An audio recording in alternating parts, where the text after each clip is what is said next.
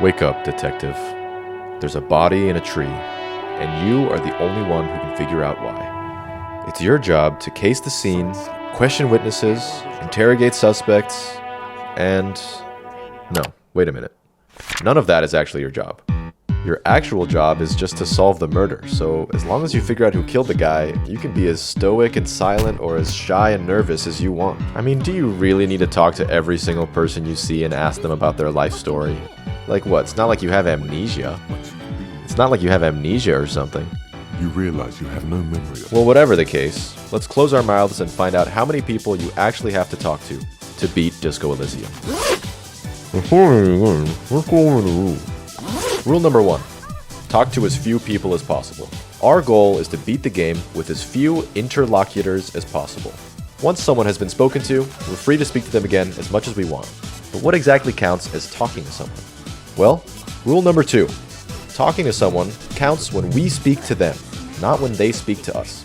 Some people might trick us into talking to them by popping up on our dialogue screen, but as long as we successfully ignore them without a direct and verbal response, we can continue on like nothing even happened. If we do end up having to talk to people, it may come up as an option to simply stay silent or respond with an action rather than words. Prompting rule number 3. When given the option, we must say nothing. This is a role-playing game, and it would be out of character for us to start responding to things if we don't need to. Plus, I'm sure staying silent gives us incredible amounts of aura, which will only help us solve this crime. Rule number 4. Don't rely on absurd luck. If we really wanted to, we could just beeline to each necessary check in the game and reload the save until we roll boxcars and magically stumble to the finish line. But that would make us a lucky detective, not a good one.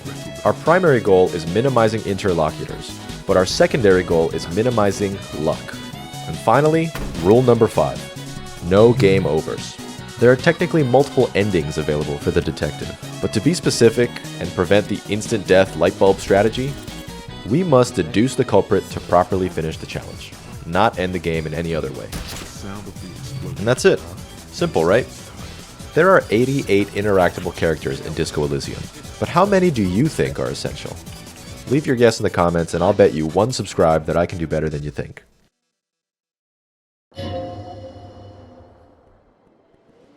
After collecting all of our clothes and not dying to a ceiling fan, we sprint past our first obstacle and make it downstairs, where the real challenge begins. Our current objective is simply to go outside, but attempting to leave the building forces us into a dialogue with Lieutenant Kim Kitsuragi, who blocks the only exit. Despite staying completely motionless and quiet, he eventually asks us a direct question, forcing us to respond, and making him our first interlocutor. Kim decides the first step of the investigation is to question Gart, the cafeteria manager. And we could skip this if we simply walked out the door. Fuck that guy. But since we owe him money for the hotel room that we destroyed, avoiding him would prevent us from having a bed to sleep in, causing us to get soft-locked.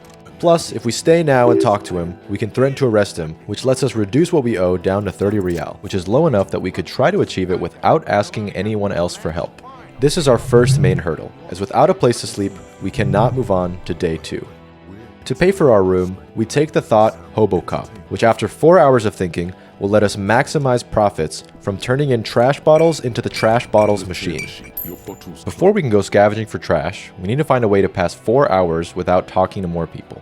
And this isn't as easy as just leaving the game running. You see, time in Disco Elysium does not pass like time in real life. Time only passes during dialogue, specifically when a new dialogue option is selected, with each one representing some handful of seconds. That means that without talking to new people, we quickly run out of new dialogue choices to pass time. But there's actually another way to make time pass. Reading books. Reading a book takes some tens of minutes, and unlike dialogue, rereading a book continues to pass time. We could go to the library and buy a book, but doing so would waste money and also require us to speak to the librarian. So instead of that, we grab the dumpster key from the cafeteria manager who we've already spoken to, and open the dumpster to find the ledger we stashed here before the game began. After a quick logic check, we gain the ability to read case files, which works the same way that reading a book does, and lets us pass enough time to finish our thought. Along with passing time, we can also turn the ledger into one of 2 stat boosting items by opening this compartment, which we can use to buff our authority and suggestion whenever we need to. With our new Hobocop abilities and high perception skill, we grab a plastic bag and sweep the streets for trash and anything else that we can find. Having a high perception stat lets us see more bottles, and the hobo cop thought lets us sell those bottles for double the normal price. This is the best shot we have at making money without asking for any favors. Turning in that trash gets us to a whopping 15 real and 38 cents, halfway to our rent. Unfortunately, at this point, making another $15 is entirely impossible. The only other place with more bottles and more money is the harbor. But once we jump in, we have to talk to Everard in order to leave, with the only other option being to wait until midnight. But by then, the shop is closed and we can't sell our bottles. You might think that the hobo cop thought lets us bypass this problem by unlocking the ability to sleep in the dumpster. The game even tells you this is possible with this achievement, but doing it actually results in a game over. Disgraced cop sleeps in trash. The only option left is to keep rereading our case files until 10 p.m. when Kim tells us it's bedtime. Rather than give us the 15 real we need, he instead decides to give us car parts, which we can pawn at the pawn shop, giving us the 30 real that we need to pay off our room fee. In order to sell them, we have to speak with Bird's Nest Roy, who runs the pawn shop. With this, we get our money to pay for our rent and increase our talking list to 3 people. We hand over the 30 real to Gart, enjoy a silent conversation on the balcony, and head to bed. At least that's what Kim thinks. Instead, what we actually do is sneak out and head towards the harbor. We go through the secret door behind the pile of eternite that we spotted earlier in the day, and take this route up to the ledge, where if we pass a savoir-faire check, we can jump down into the harbor. Taking off our pants and shoes gives us a bonus to this check, so we strip down and jump, to gather more bottles and sell them another time. Normally, we'd have to talk to Everard to leave, but since it's past midnight, he's gone to sleep, and as a replacement, someone's left a key card on this table, which we can use to leave through the door. Then we head back to our room to actually go to sleep. When we open our eyes, we're in a dream, and the only way to wake up is to talk to our dead self. But thankfully, as seen by this lack of quotation marks, none of these words are said aloud, meaning this does not count as a new dialogue. So we move on to day 2 with 3 people on our list. Putting on our pants and heading downstairs on day 2 reveals our next main objective, interrogating the Hardy Boys. But before we go in all words blazing, Kim informs us that we could ignore them as a power move. So following his advice, we instead go outside and read the same case file for 16 hours straight. This is necessary, I promise. When we head back inside, we see that they actually left while we were reading. So feeling fulfilled for the day, we pay 20 real and unlock our room to go to bed. Okay. And you might be watching this and think, wow, day 2 is a total waste of time. And you'd be right, but skipping day 2 is what lets us get to day 3. And on day 3, a whole new half of the map opens up, letting us ignore the Hardy Boys even more. After sweeping this new area for loot, we talk to our 4th person in the run, the washerwoman, who offers us a free room that we will have to take due to our having no more money. We sweep the rest of the area, and then finally go back to the Hardy Boys to start our interrogation. Before we can talk to Titus Hardy, leader of the Hardy Boys, we get forced into a short conversation with Elizabeth, who tells us some incredibly boring information. She says nothing. In order to start questioning Titus, we need to have some sort of evidence to implicate him and his boys. Analyzing the blueprints outside gives us an in to start questioning Titus, which then lets us question Klasdier, who then lets us return to question Titus again. This presents us with a 3% rhetoric check that is unfortunately required for us to move on. So with just a teeny bit of luck, we fail the check. On purpose, actually. This check is required for making progress, but that doesn't mean we have to pass it on the first try. Actually, we don't even have to pass it at all. We can refresh this check by leveling up our rhetoric skill, and after failing this specific check 3 times, we get the option to call Kim for help. So as long as we can invest 2 skill points into rhetoric, we can bypass this check.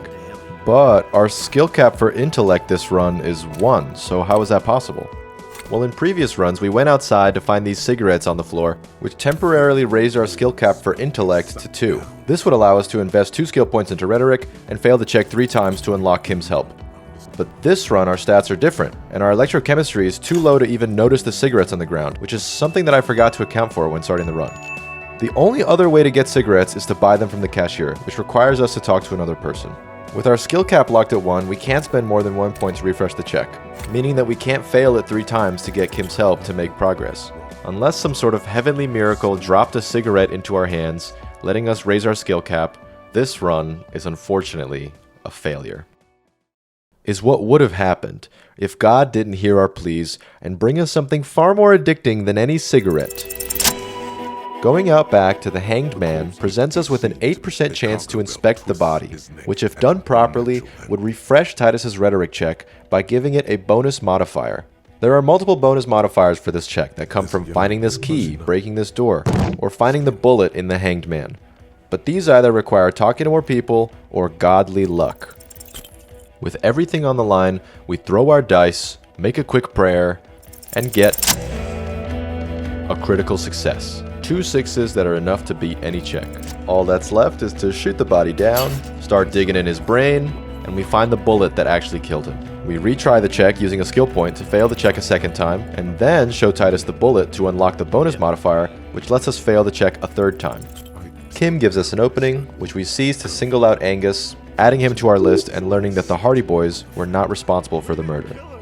Questioning Claudia with this new information gets us the name Ruby, and for further interrogation, we need to pass this 3% logic check with a -20 modifier on it, since we haven't spoken to and will not be speaking to Joyce Messier. But just like the last one, failing this check 3 times also prompts Kim to step in and help us out, which we can trigger by analyzing this window and looking at this random winch outside. With Kim's help, we learn Ruby is headed down the coast, so we run straight to our only contact, the washerwoman, to ask her for any information. Snooping around in our new free room, we find a bullet left behind by Ruby, which gets the washerwoman to give up more information on where she went. For some reason, our brain gives us this incredible idea to go view the Feld electric mural. This brings us to the only check in the game that actually requires a pass. There's nothing we can do to bypass this check or get Kim's help. The only way to move forward is to pass the check ourselves. And we have a 3% chance of passing it. This might seem dire, but we actually accounted for this. It's why we saved up 6 skill points to dump into Shivers. And also part of the reason we took the Hobo Cop Thought, which raises the Shivers skill cap to 6. Shiver skill cap 6, Shiver skill cap 6, Shiver skill cap 6, Shiver skill cap 6.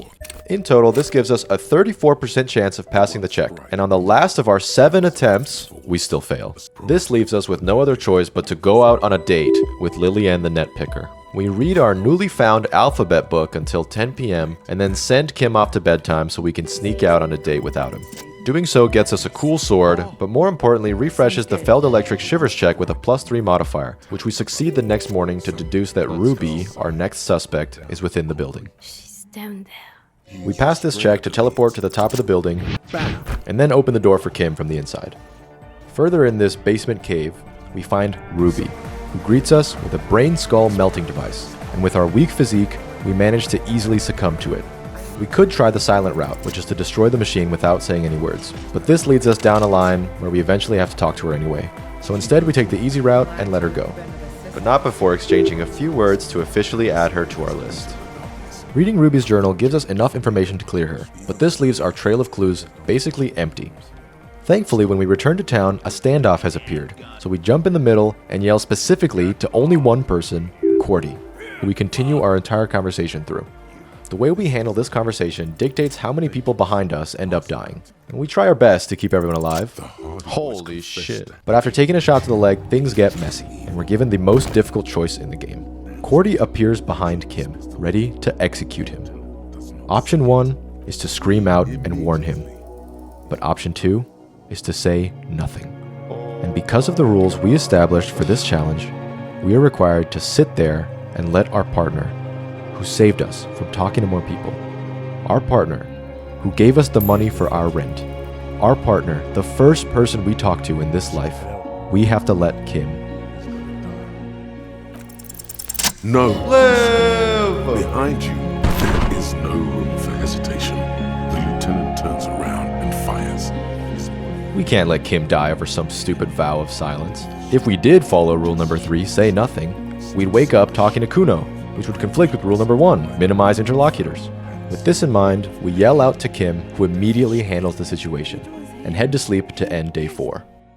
We sleep through day 5 and wake up on day 6 to continue our investigation, undeterred by the deaths we may or may not have been able to prevent. We run straight into the library and steal their map. We do have the money to pay for the map, but that would mean talking to the librarian. So we simply steal it to avoid the small talk.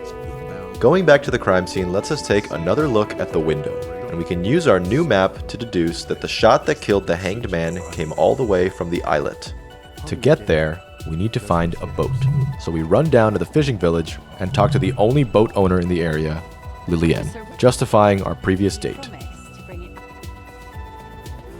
Out of habit, we loot the island for all its coins, and then run into a man with a gun. A gun that looks exactly like the type that would shoot the bullet we found in the hanged man. This man is the deserter. Talking to this man reveals what we all know to be true, that he is the killer, and our 12th interlocutor. And once we arrest him, we have finally beat Disco Elysium. So where does that leave us? Well, after arresting the deserter, we return to the mainland to find 3 of our coworkers and are forced to commune with them, rounding out our total at 15 people. As far as I can tell, this is the minimum number of people required to beat the game. Each one has a necessary part in progressing the story, other than Roy.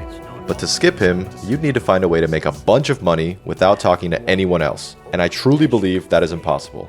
Trust me, I scrounged up every penny I stole from this sleeping guy. I even realized that Everard leaves an hour before the shop closes, so there's a 1-hour window where you could jump into the harbor, steal the bottles, and sell them before the night is over. But getting to 30 Real isn't enough, because the next night you need 20 more Real to pay for the room. I even tried staying in the room for the entire day to hopefully be inside when the doors get locked, but when 10 o'clock rolls around, we get booted from our room and are forced to pay.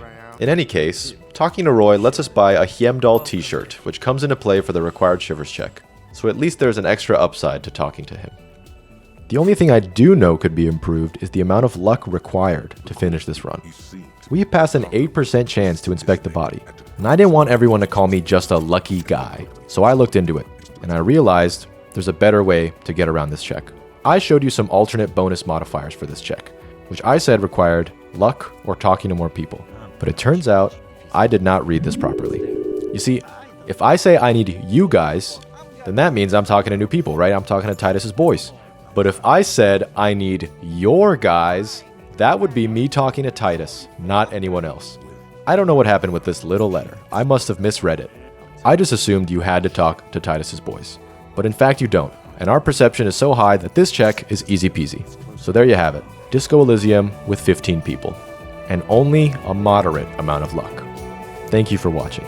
Subscribe so you don't have to talk to people in real life.